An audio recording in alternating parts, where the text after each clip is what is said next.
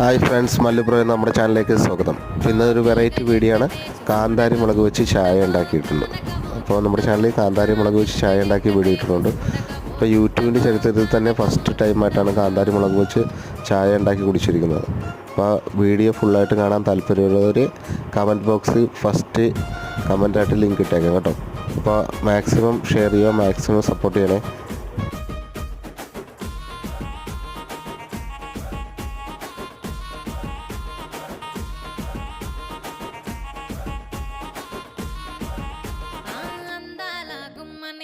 ఆగకపోతే